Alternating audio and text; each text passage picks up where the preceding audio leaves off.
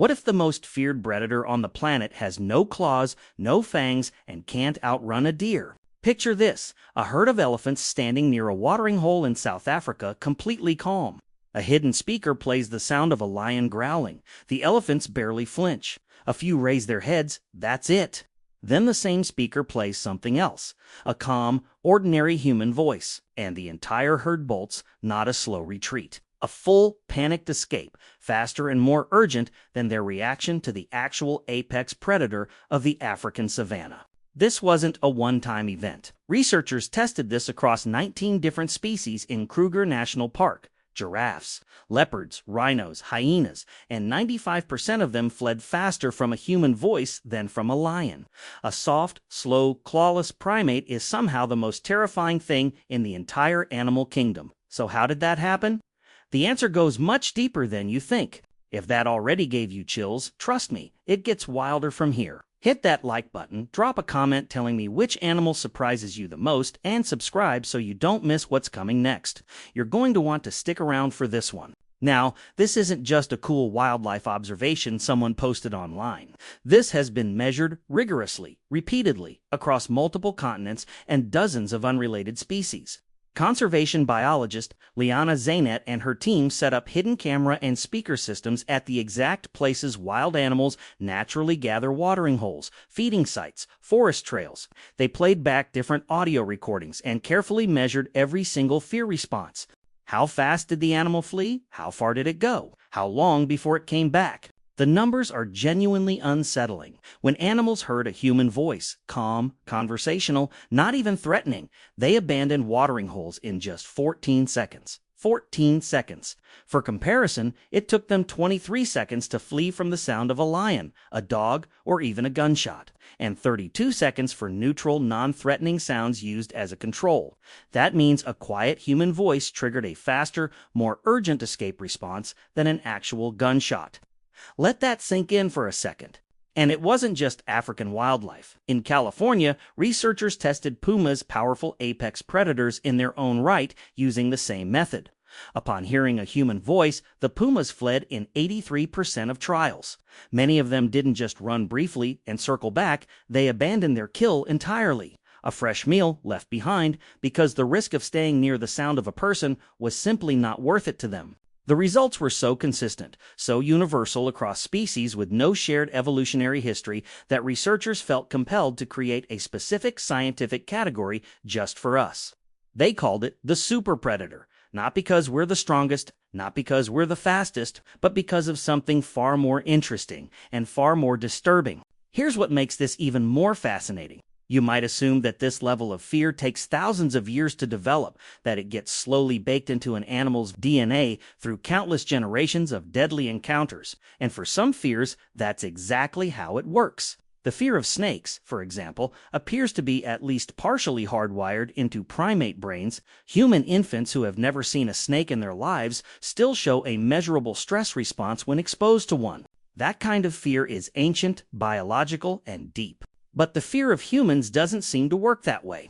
It spreads differently, faster, more flexibly, and in a way that's almost cultural. An animal doesn't need to personally survive a traumatic encounter with a human hunter to learn that we are dangerous. It just needs to watch. A young deer standing beside its mother the moment she bolts at the sound of a human voice is receiving a lesson more powerful than any words could deliver.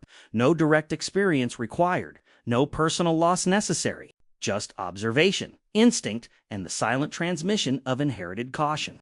This is social learning operating at a level that rivals what we see in some of the most intelligent species on the planet. The fear gets passed down not through genes alone, but through behavior, through the daily decisions of parents, through the reactions of the herd, through the unspoken but deeply understood language of survival. One generation learns it the hard way. The next generation inherits it as second nature. And here's the part that really should make you pause. This fear doesn't just spread within a species, it compounds. Each generation that avoids humans more successfully passes that caution forward with even greater intensity, building a wall of instinctual dread that grows stronger with every passing decade. To really understand why animals fear us the way they do, you have to go back, way back. Around 300,000 years ago, early humans were already crafting pointed wooden weapons, coordinating group hunts, and developing strategies that no other predator on Earth was using. Archaeological evidence from sites across Africa and Europe shows spear tips, hunting tools, and kill sites that reveal something remarkable. We were never just surviving. We were systematically, intelligently, and relentlessly improving our ability to kill. And we never stopped. From sharpened sticks to stone-tipped spears, from spears to bows and arrows capable of striking from distances no prey animal could even detect. From bows to firearms, from firearms to vehicles, traps, and industrial-scale hunting methods that could take down entire populations in a single season. Every few thousand years, human lethality took another leap forward, always toward more range, more precision, more unpredictability, and more devastating impact on the animals around us. Now contrast that with the lion. A lion today hunts almost exactly the same way a lion hunted 10,000 years ago. Same ambush strategy, same distance, same physical tools, teeth, claws, raw speed. The lion is extraordinary, don't get me wrong, but it is essentially the same predator it has always been. We, on the other hand, became something the natural world had never encountered before and had absolutely no evolutionary framework to process. Here's the critical piece. Animals don't calibrate fear based on what a single encounter might cost them. They calibrate it based on the total lethality of a predator across an entire population over time. And by that measure, no creature in the history of life on this planet comes close to what we have become. Now here's where the story takes a turn that's equal parts heartbreaking and revealing. Not every animal on Earth had the chance to develop that deep, inherited fear of humans. Some populations evolved in complete isolation on remote islands in untouched ecosystems where no human foot had ever stepped. And because they never encountered us, they never learned to fear us. Scientists call this ecological naivety, and the consequences of it are some of the most tragic chapters in the entire history of wildlife. The dodo is the most iconic example. When Dutch sailors first arrived on the island of Mauritius in the late 1600s, the dodo didn't run, it didn't hide. It walked right up to the sailors with what witnesses described as pure curiosity. It had no fear response to trigger because it had no evolutionary reason to have one. There were no land predators on that island. There was no inherited lesson to fall back on. And within less than a century of that first contact, the dodo was completely and permanently gone from the face of the earth. That story isn't an isolated tragedy, it's a pattern. Over 90% of bird extinctions recorded since the year 1500 have occurred on islands. Precisely because island species never developed the predator fear responses that mainland animals spent thousands of years building. The absence of inherited fear didn't just make them vulnerable, it made them defenseless in the most complete sense of the word. But then you have the Galapagos tortoises and the Antarctic penguins, animals that still show almost no fear of humans today, and yet they haven't vanished. The difference isn't the fear, it's the protection. Their survival has depended entirely on legal boundaries and human conservation decisions, which raises a very uncomfortable question about what happens when that protection isn't enough. To really feel the full weight of what we're talking about, you have to go back even further, not hundreds of years, but tens of thousands. Because long before the dodo, long before the puma experiments, long before any written record of human civilization, something was already happening across every continent that humans set foot on.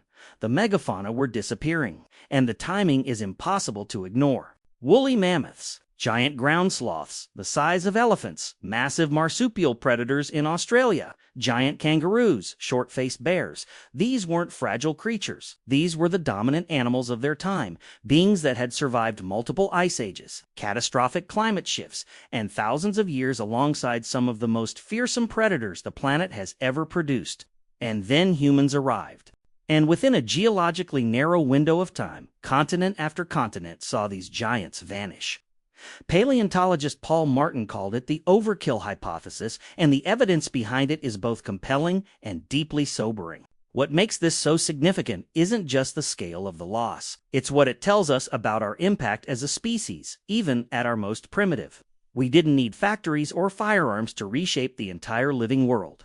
Early humans, armed with coordinated hunting strategies and relentless persistence, were enough to push the largest animals on Earth over the edge of extinction, one population at a time. And here's the connection that ties everything together. When scientists ask why the fear of humans runs so deep across so many species today, the answer may stretch all the way back to these ancient mass extinctions.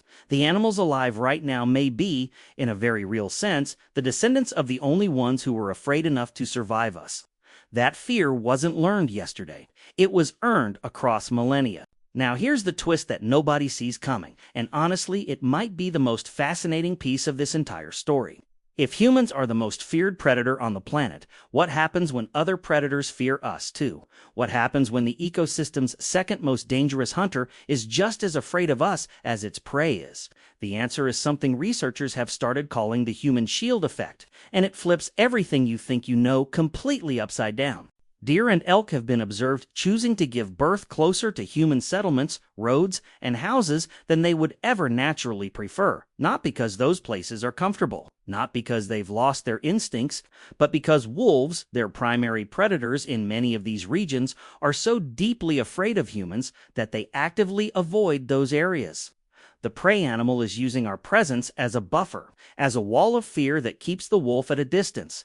The most dangerous creature in the ecosystem has become, without knowing it, an involuntary protector of the very animals it could hunt. Think about how extraordinary that is. The same species that triggered mass extinctions, that reshaped the behavior of entire ecosystems, that became the apex predator above all other apex predators. That species is now being used as a shield by animals who have learned to read the landscape of fear with stunning precision. Wildlife behavior, predator-prey dynamics, survival instinct, all of it recalibrated around a single variable, us. And that brings us to the elephant standing at the edge of a field, ears spread wide, frozen at the distant sound of a human voice.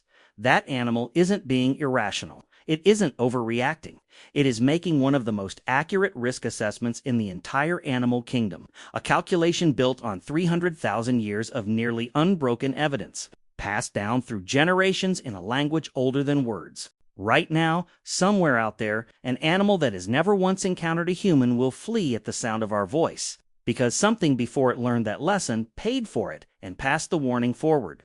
That warning has never needed an update, and that says everything about what we truly are in this world.